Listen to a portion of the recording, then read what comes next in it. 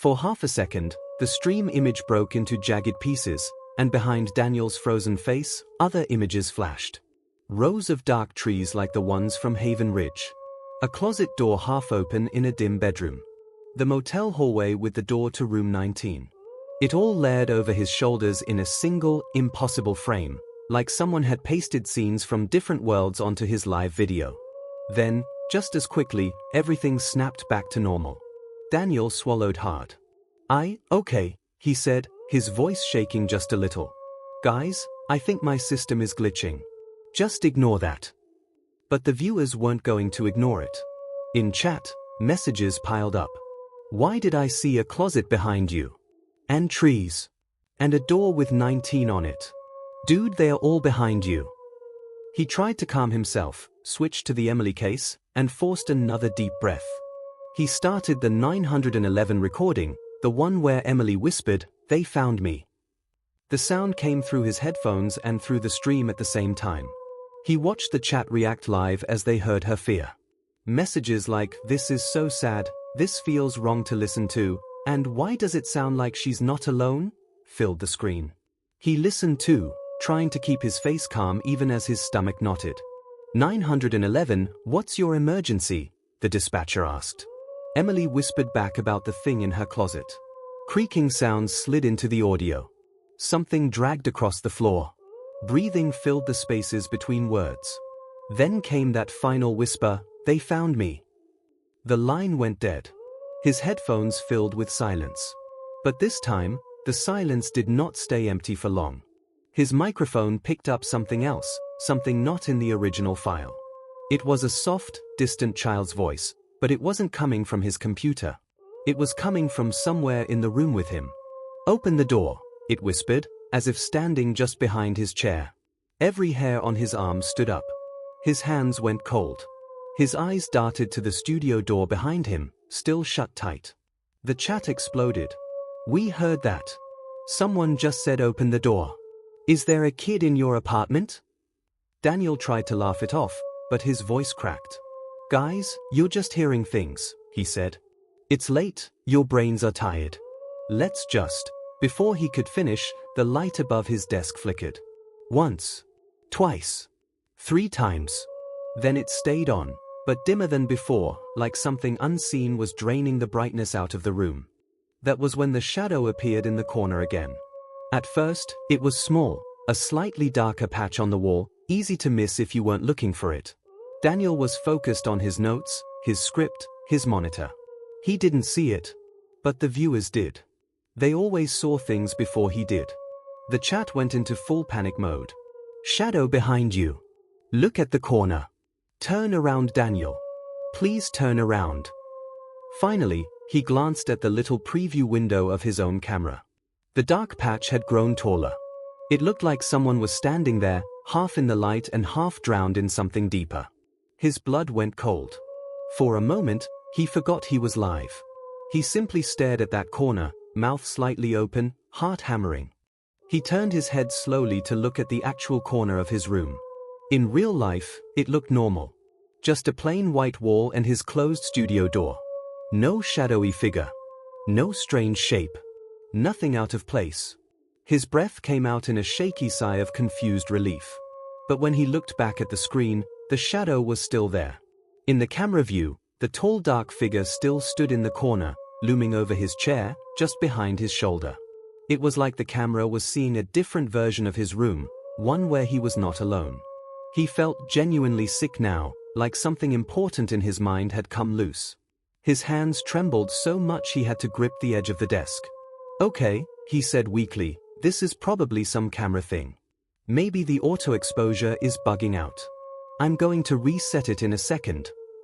He tried to move his mouse to switch scenes again, to escape whatever was happening. But the moment his fingers touched it, the mouse stopped responding. The cursor stayed dead center on the screen, no matter how hard he pushed. It was like the computer itself had gone stiff. Then, all at once, the computer speakers crackled, not with audio from a file, but with something else entirely. Breathing. Soft at first, then louder, rising like a wave. It didn't sound like just one person breathing. It sounded like several people, all very close to their microphones, breathing in and out at different rhythms, layered on top of each other until it almost became a roar. The loud breathing filled his room, pressing against his ears, his chest, his skull. Then those same words from before slid into the noise, chilling in their familiarity, "We see you." The voice sounded exactly like the whisper he'd heard at the start, as if nothing had changed and everything had changed at the same time. On the screen, the shadow in the corner began to stretch taller, its edges blurring and twisting. The door behind him in the video slowly started to open. The knob turned on its own. The gap widened, showing a doorway full of darkness. But behind him in real life, he could see his door was still shut. Even so, he heard a real creak, long and slow, sliding through the air like metal and wood protesting. The chat was screaming now, messages in all caps, people saying they were leaving, others begging him to stop the stream and run out of the apartment. He tried to speak, but his voice came out as a dry whisper. "This isn't funny," he said. "If this is some kind of hack, it's not funny." On the stream, the pale outline appeared again in the doorway. Tall, thin, with a face that looked blurred, like it had been wiped with fog. It took one slow step into the room in the video feed, while in real life nothing moved. Then something impossible happened. His mouse jerked under his hand, sliding on its own across the screen. The cursor hovered over the end stream button and clicked. The streamed image cut to black. The chat disappeared. But the breathing didn't. It grew even louder in his headphones, slow and heavy, like someone was standing right behind him, leaning down toward his neck. The room felt smaller all of a sudden, as if the walls had moved in an inch. The air grew thick, like he wasn't breathing oxygen anymore but something heavier. He reached up with shaking hands and pulled off his headphones. The breathing stayed. It wasn't in the headphones anymore. It was in the room. Right there behind him. Very slowly, as if his muscles were fighting him, Daniel turned his head toward the real studio door. This time, it was not closed. It stood halfway open, just like it had on the stream. From the dark hallway beyond, something pale began to lean into view. A long, thin hand with fingers that seemed too long and skin that was too light. A soft, young voice, the kind you'd expect from a teenage girl in a distant bedroom, whispered into the silence of his apartment. "Now we tell our story." The pale hand curled tighter around the doorframe, and something started to step into the room. For a second, nothing else moved. The pale hand clung to the doorframe as if testing it. The dark hallway behind the door looked deeper now, like it didn't lead to his familiar bathroom and living room, but somewhere far away. Daniel's voice felt stuck in his throat. He could barely breathe. "Now we tell our story," the young voice had said. Deep down, he believed it was Emily, the girl from Ohio who whispered, "They found me," on that terrifying 911 call. "Emily," he whispered without meaning to, his voice small and weak. The breathing in the room changed. It wasn't just one sound anymore. It was many different breaths layered together. Fast, slow, shaky, angry, crying. The pale hand slid farther into the room, and then another hand appeared on the other side of the frame. Slowly, a head leaned forward, just enough for him to see the outline of a face he wished he hadn't. The face was pale, but not clear. It looked smeared, like a drawing someone had rubbed their fingers across. The eyes were dark holes with something bright glowing faintly deep inside, not like lamps, but like tiny wet reflections watching from another place. The girl-shaped thing tilted its head, studying him, then glanced at the camera still pointed at his desk. "You told our stories," the girl's voice said. But beneath that, more voices moved, an older man, a woman, a young boy, all speaking at once. "Now you listen." Those words snapped something loose in him. His legs finally responded. He shoved his chair back so fast it slammed into the wall. The sound shattered the moment. The pale hands vanished. The door swung fully open with a sharp crack. The hallway was empty. No hands. No face. Just his dark little corridor and the closed bathroom door at the end. The breathing stopped. The silence that followed felt even worse. Daniel stood there, chest heaving, sweat on his forehead. His computer monitor, forgotten for a moment, blinked. His streaming software sat open but offline. The last frozen frame of his face stared back at him, eyes wide in fear. For a brief moment, he thought about shutting everything down, screen, lights, phone, and crawling into bed until sunrise. Then a small window popped up on his screen. It wasn't from his streaming program. It wasn't from his browser. It was a simple black box with white letters. New file added, NightWatch_cases_full MP4.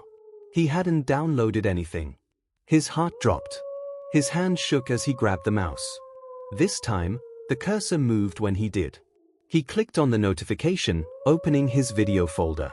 At the top was a new file, NightWatch_cases_full MP4, with a thumbnail of his own face sitting at his desk. The timestamp said it had been created 1 minute ago. He hadn't pressed record.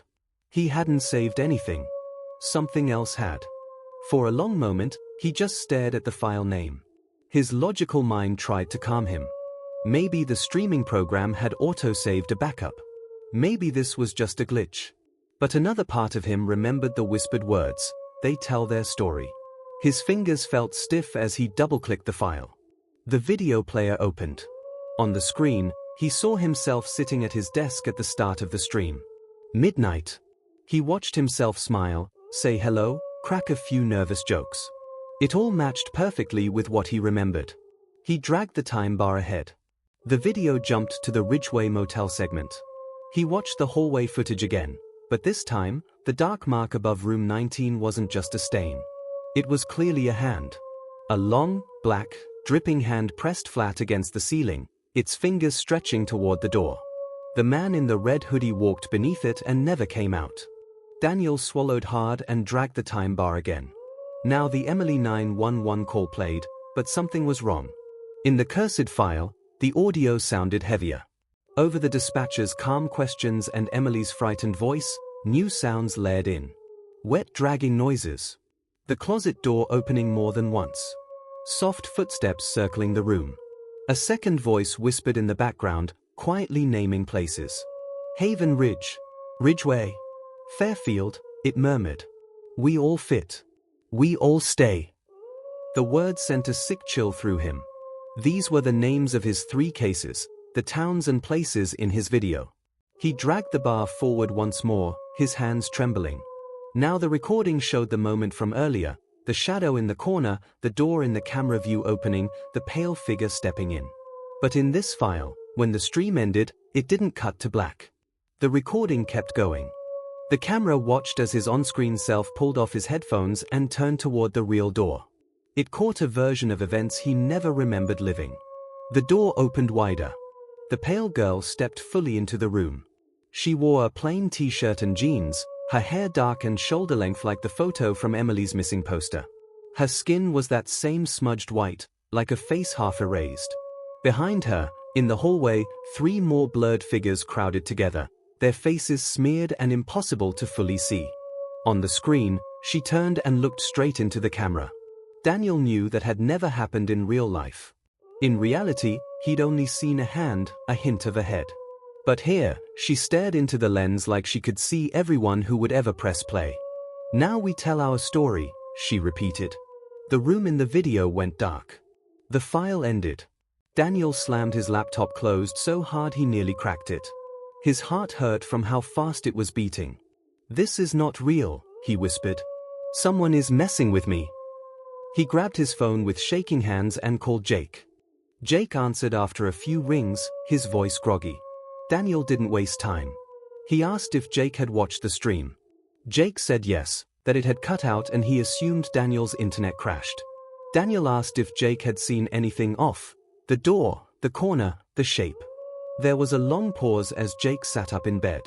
Yeah, he finally admitted. I saw the shadow. And the door. And that thing.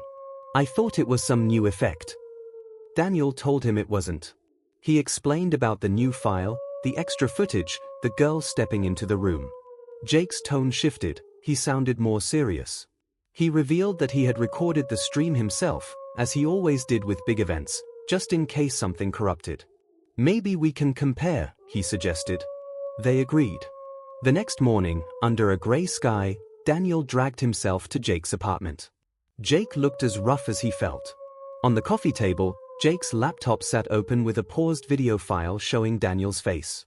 They sat down on the couch, and Jake hit play. The stream looked exactly as Daniel remembered at first. Same opening, same jokes, same stories. The Ridgeway motel footage came on. But when the camera zoomed to the ceiling above room 19, the mark was just a stain. No movement. No dripping. The mark looks normal here, Jake said. Same as when you first sent it. Daniel's stomach twisted. They watched the Emily 911 call. It sounded like the first time he'd heard it. No extra dragging, no second whisper, no twisted town names. For a moment he felt hopeful. Maybe the cursed file really was just some glitch on his computer. But then they reached the part with the shadow. On Jake's recording, the corner darkened, the chat reacted, and the door began to open. A slim pale shape appeared. Daniel watched his own shoulders tense on the screen. Then the stream cut to black. No extra seconds. No breathing. No girl stepping into the room. That's it, Jake said. That's all my recording has. Daniel realized, with a deep cold dread, that whatever this thing was, it was only touching his machine. Daniel asked Jake to send him his file anyway. Jake did. Back at the coffee table, Daniel downloaded it on his phone. As soon as the download finished, another notification appeared. New file added, nightwatch_viewers.mp4. His heart stopped for a moment. This new file hadn't come from Jake. He tapped it. The screen filled with a grid of tiny windows. Each box showed someone watching his stream. A girl with a blanket pulled up to her chin. An older man eating chips. A couple sitting close together on a couch. A student in a small dorm room. Different homes, different lives, all lit by the same cold light from a screen. In the corner of each little box, the timestamp said 12:47 a.m., right after the stream had cut off. At first, it just looked like a strange, impossible collage. Daniel knew he shouldn't be able to see any of this. He didn't have access to his viewers' cameras. He didn't want access. But one by one, in each tiny window, something new appeared behind the people watching. In one window, behind the girl with the blanket, a long pale hand reached slowly from under her bed and rested on the mattress. In another, a blurred face leaned over the older man's shoulder, its mouth inches from his ear. In the dorm room, a tall thin figure stood reflected in the dark computer screen, head tilted as if studying the student. One by one, all of the watchers were being watched. Pause it, Daniel whispered. Jake grabbed the phone and paused the video. They both stared at the frozen grid. These weren't fake avatars. They were real viewers, real homes. Jake recognized one girl from her hoodie and profile picture. So these are real viewers, Daniel said. And it recorded them and showed them to me. The room seemed to shrink. The blinds, TV screen, and reflections all felt dangerous now, like any surface could hide another blurred face. Daniel checked his social media comments. Mixed in with normal messages were ones that made his skin crawl, people saying they'd seen someone behind them, heard their names whispered, or watched their TV show their own bedroom for a second. One comment simply read, "I think they know where I live now." Daniel realized this was bigger than just his channel. "They're using us to travel," he whispered. Jake paced, saying they needed a plan. Wiping the hard drive. Throwing out the computer. Going to the police. But Daniel knew how crazy it would sound. "Hi, officer, my computer is haunted and it filmed my viewers without permission." They would think he was the problem, not the thing inside his files. He decided instead to do what he did best, talk to his audience. Warn them. He and Jake set up a new stream at Jake's place, on Jake's laptop, with the camera covered until the last second. No clips. No cursed audio. Just Daniel, face to face with whoever still trusted him enough to watch. The viewer count shot upward, thousands of people hungry for answers. Daniel told them everything. The extra voices, the dripping handprint, the cursed recording that kept going, the grid of viewers being watched from behind. He warned them to close background apps, cover unused cameras, and avoid sharing last night's stream. As he spoke, the lights flickered and a low breath began to fill the room again. On the stream, the title briefly changed by itself, adding a second line, "We are not done." Jake slammed the laptop closed, cutting the stream and the sound. For a moment, it was quiet. Then Daniel's phone buzzed. A new file had appeared, NightWatch_live_now MP4, timestamped 1 minute before they had even gone live. He opened it with a sinking feeling. A voice from the darkness said, "We were already here. We don't need your stream to travel. We only need you to stay awake and keep watching." The video showed a stranger's bedroom, lit by a laptop on a desk. On the screen, Daniel's channel read, "Live now."